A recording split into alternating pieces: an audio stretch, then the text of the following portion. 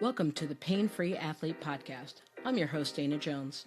I am a certified personal trainer, and I'm here to help you achieve your fitness goals without pain.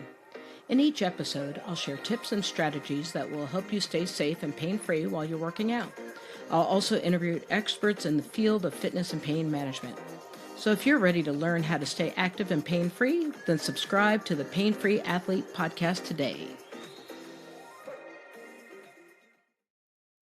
Hi, everyone, and welcome to the Pain-Free Athlete Podcast. I'm your host, Dana Jones, and today I am joined by Rachel Robertson. She is a kinesiologist and Pilates specialist who spent more than a decade helping people move with ease and confidence.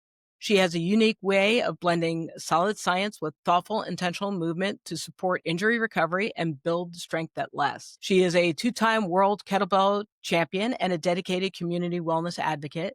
Beyond her work with clients, she teaches other kinesiologists through workshops and webinars. She holds a kinesiology degree, and her passion for movement comes from her own athletic background and personal journey. Welcome to the show. Thank you for having me. Fantastic. So I told a lot about you, but you could fill in the details about who you are and where you are and what's your passion? Ooh, what's my passion? I got a lot. I really like Pilates, which is why I teach it a lot. I compete in kettlebell sport, and that's definitely a huge hobby, but that's also why I don't teach it, because then it's mine. I have 2 daughters and a husband, and they're one of my many passions, and spending time with them. I like volunteering, so I'm a Rotarian, and have a part of a Rotary club. I like to read, so lots of passions. And then I really, really like helping people, and specifically helping people move better with more confidence and without pain. That is wonderful because we always love that because nobody wants to have any pain. It was the kettlebell stuff. Well, I feel like that's another podcast because I've never really heard of that.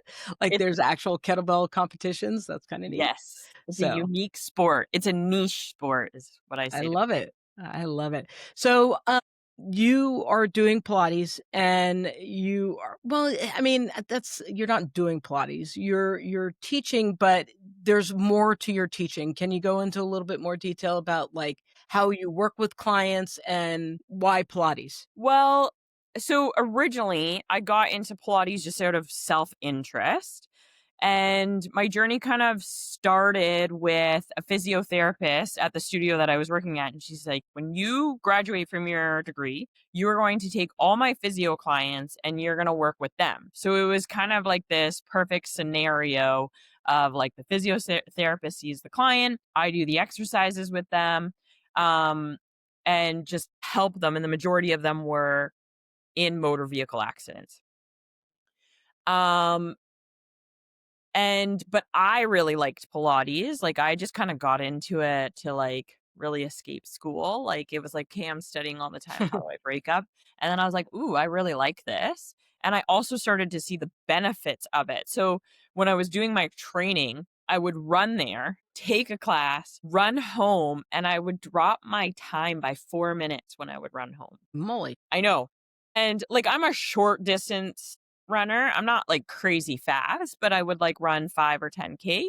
And so I could feel the difference after doing a class and feeling the effects on like the core and my breath. I just really, when I noticed the numbers and the improvement, I was like, hey, there's something here. And then as I went through my journey, I've had various injuries and I always end up coming back to Pilates to help me heal. And that has been a big component of it. Now, so when you go or when people are going to the physio, were they going for specific injuries or is it because you're in Canada, so things are a little bit different. Is it something that is covered kind of through the I'm in a car accident kind of mode, or is it more of just any type of injury they would go and then go to you afterward? Or what kind of clients were you dealing with, I guess is the biggest question.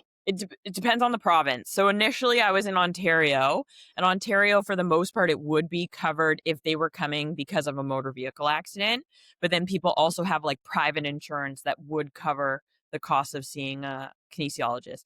I'm now in British Columbia and it's different. So again, if they're in a motor vehicle accident, it is covered, but a lot of independent insurance does not cover kinesiology, Mm. unfortunately. So people have to pay out of pocket.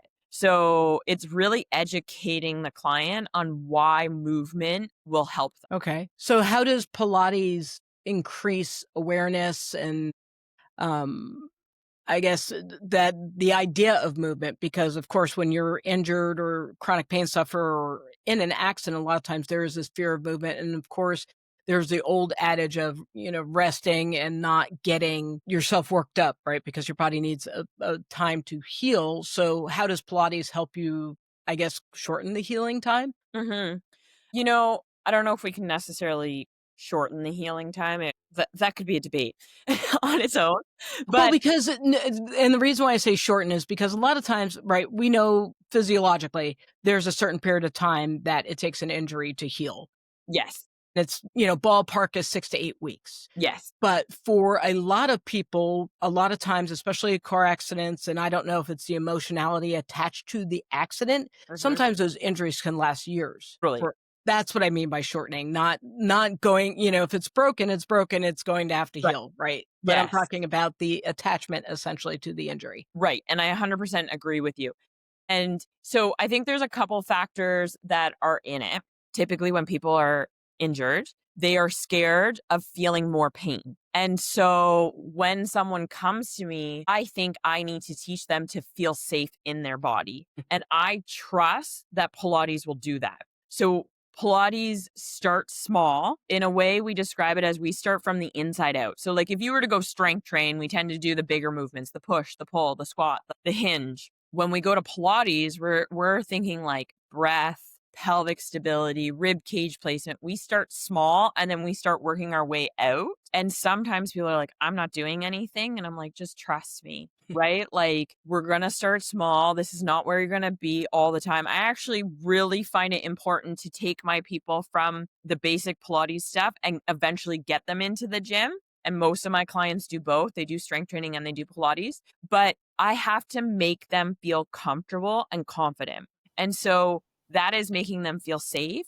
And when they're doing Pilates, that is typically where they go. And we have to regulate our nervous system. And the breath that we start with in Pilates helps people do that. It brings them into the session, it helps them focus, and it helps them regulate their nervous system. And that's really important. And then one of the biggest things I teach my clients is like part of the reason we sometimes are experiencing pain or we're not improving is our movement is too big and we're compensating. And Pilates really teaches us body awareness, so proprioception, realizing where our movement should be coming from. So, for example, someone goes and they reach into their back seat to pick up a bag and they completely make it come from their shoulder. And really, they should be like turning their body and then reaching for the item. And that's where Pilates kind of educates. Well, Pilates and the kinesiology degree that I have, the combination of them is where that comes from. But I also think it's educating the client, educating where we should move, how we should move, and why we should move. And I think if they have an understanding, then they're going to see success. It's interesting to me because I've worked with different Pilates instructors and we see how movement has as a result of an injury, how movement has changed. How do you, for instance, say, I don't know, I was 12 years old, broke my leg, and you start noticing there's a gait change as a Mm. result of that break. And I don't know if it's because I came back too soon or something. Maybe I didn't go for physical therapy. I was like, oh, it'll be fine. It'll heal itself. So how does Pilates help with kind of bringing me back? Because a gait change is a problem, right? Uh-huh.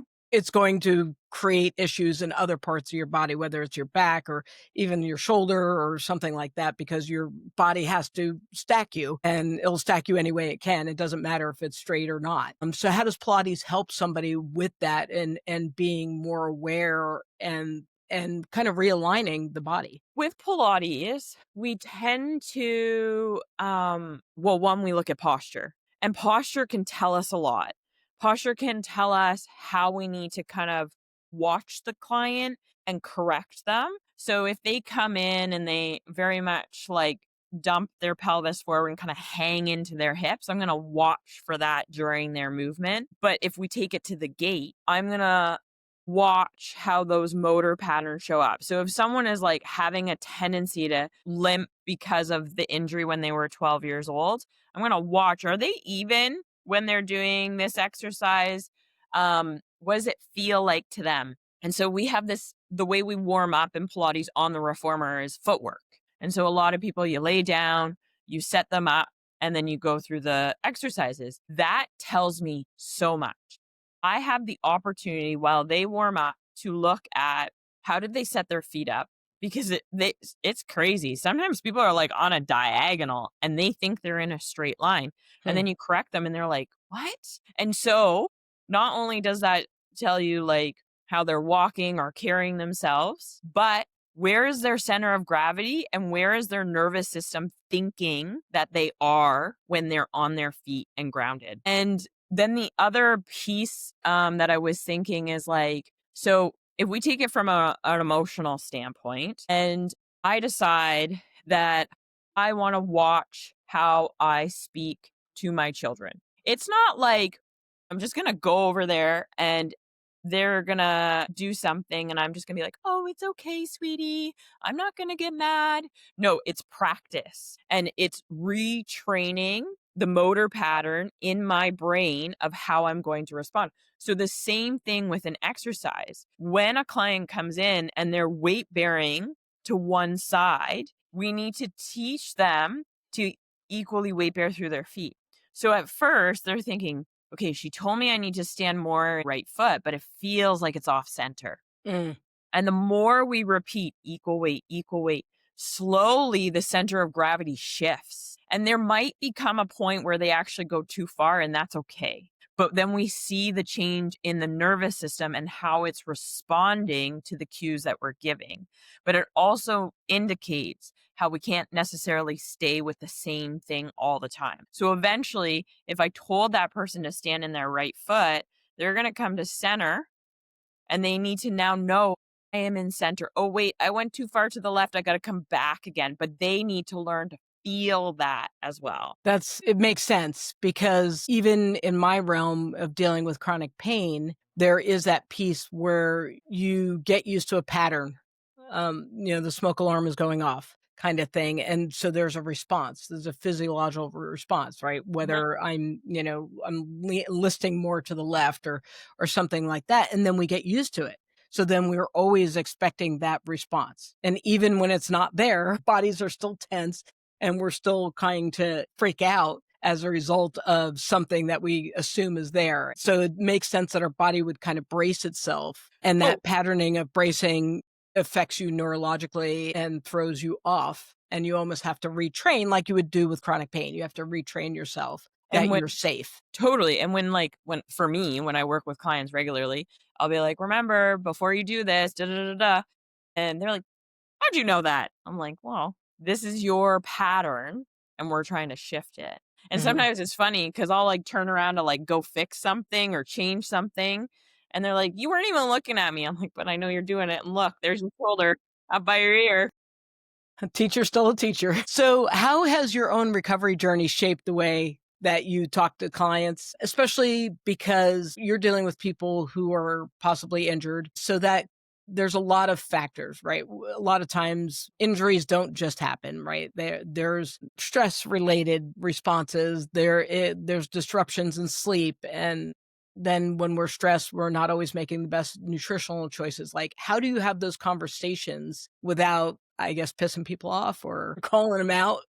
We definitely have to gauge the individual and whether they're receptive. They have to be open to receiving, right? And so I gauge it and see. And like there are times I'm like, okay, this person, I'll just kind of slide it in there, like, oh, maybe we should work on your sleep first. If I'm gonna choose something, it's sleep. Because Okay. that's when our body heals, right? So we need to make sure the sleep is on.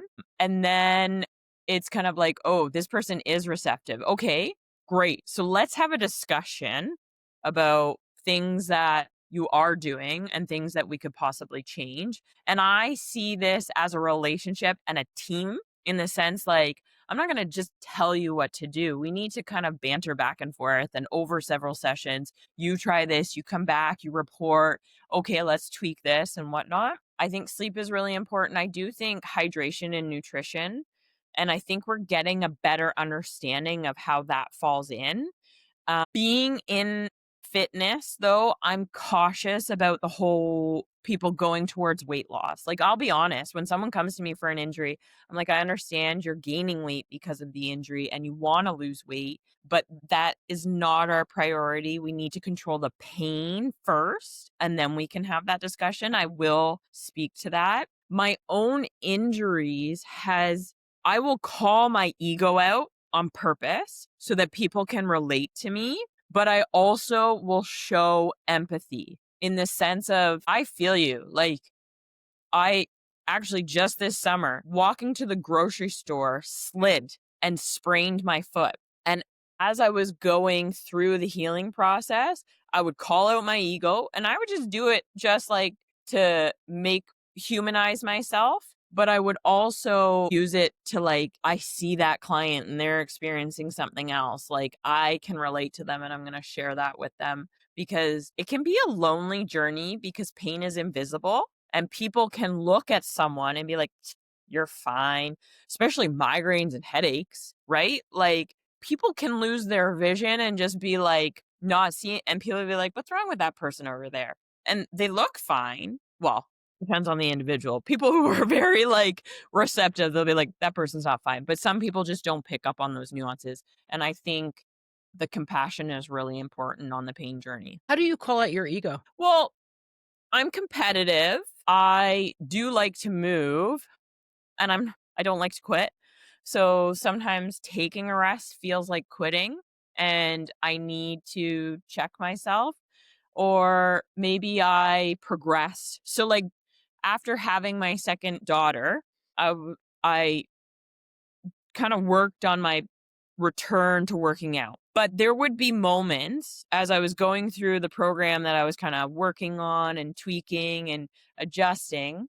I would go do a workout and an hour later my eyes are like rolling back into my head and I'm just like so tired I can't even like function. And I would say to people, I'm like, I overdid it. I felt great during the workout, but my response afterwards proves that I was trying to do too much too soon. And so I just try to like share that and be honest. And that's kind of how I'm trying to call out my ego. Okay. Well, I think that helps, especially when you're dealing with your clients as well, because there is this defense mechanism that gets kicked up when we're injured because there's expectations, right? So Mhm. do I if you told me I'm supposed to be back in 8 weeks, why aren't I back in 8 weeks? Or if you tell me to rest, but I have 10,000 things to do, and so maybe if I just do these 5 things and then I can rest or like, the rest and reward kinda deal. And I think that a lot of times people just wanna be heard,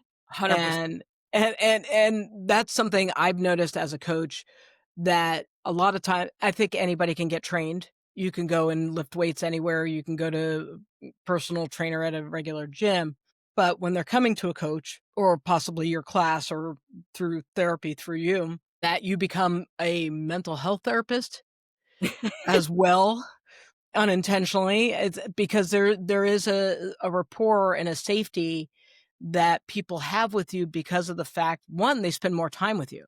Yes. I'm only spending maybe 10 minutes with my doctor, but then I'm spending an hour with you working on stuff. So I get to express my fears or frustrations or whatever may be going on with my recovery.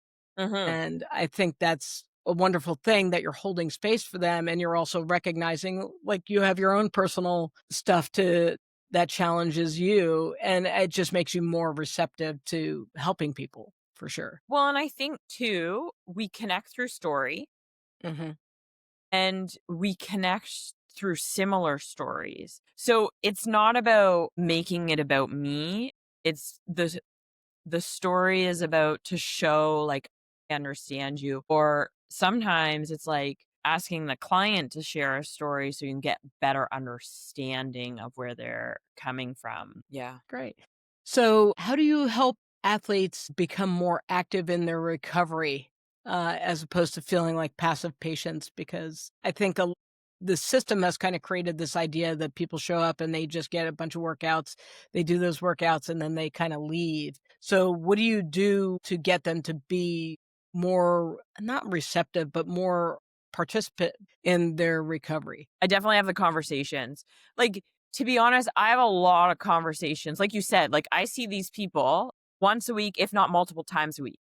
And so it's kind of like checking in, like, oh, how did you sleep last night? Okay, so you didn't sleep the greatest. You were tossing and turning. Oh, your back was bothering you. Oh, okay. It's having these conversations on a regular basis, but also bringing up, okay, when you leave here today, probably in an hour, you're going to start to feel yourself tighten up. Put the heater on in your seat in the car. That's going to keep your back warm.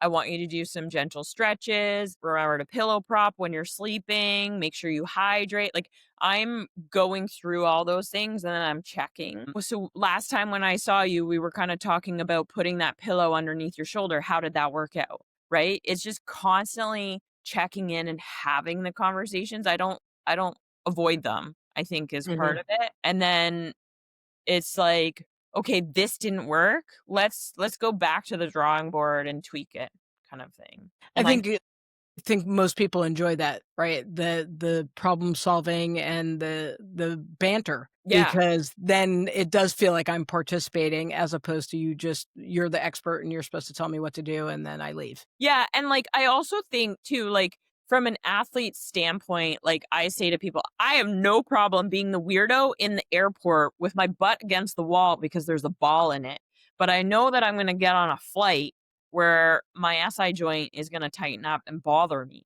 So I'm gonna do the work before I get on the plane, and then I'm gonna do it after, and no shame.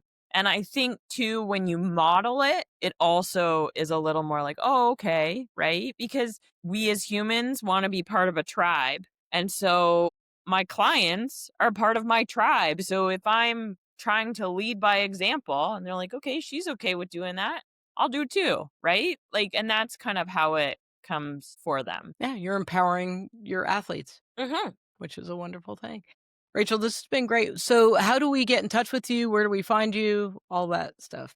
So I have a website, returntoform.ca. I also have Instagram, which is Return to Form Kinesiology. And then through my website, you can find some of the webinars. So I have a prenatal and postnatal exercise webinar. I offer a clinical Pilates workshop for any like movement professionals. So that includes like physiotherapists, massage therapists, other kinesiologists to get an idea of how they can integrate Pilates into exercise prescription. And yeah, that's where they can find me. Thank you so much. I appreciate having you. Thank you for having me.